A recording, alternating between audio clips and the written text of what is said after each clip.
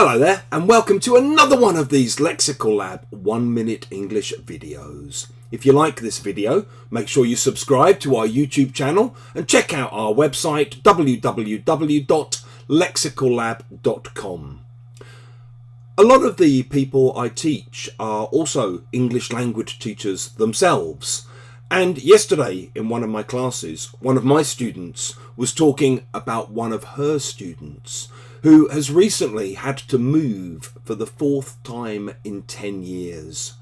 In 2014, she was living quite happily in Donetsk in eastern Ukraine until the Russians arrived, at which point she moved to Kharkiv.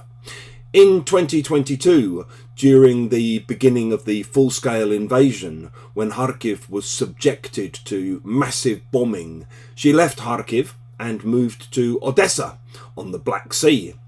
She's recently been forced to leave Odessa because Odessa is now being shelled day in, day out by the Russians. So she's decided to move to Bucharest for the time being.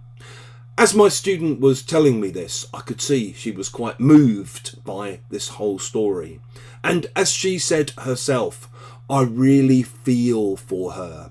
And I really feel for anyone who has to keep relocating because of what's being done to our country.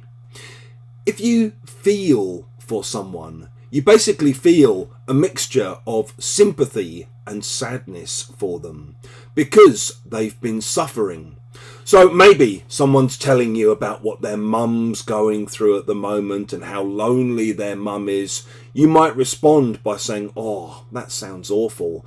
I really feel for her because I know what it's like to be lonely myself."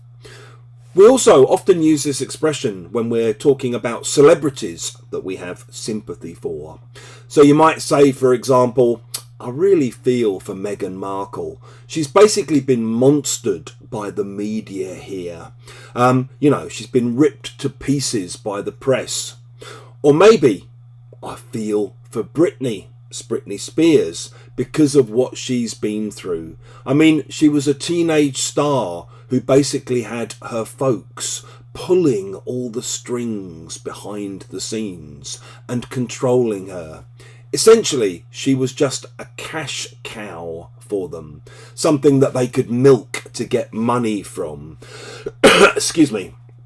And, she was basically doomed from the off. So, of course, I feel for her. If you've enjoyed this video, please do click the like button. Please share it on social media with your friends, your students, your colleagues, and in the comment section below.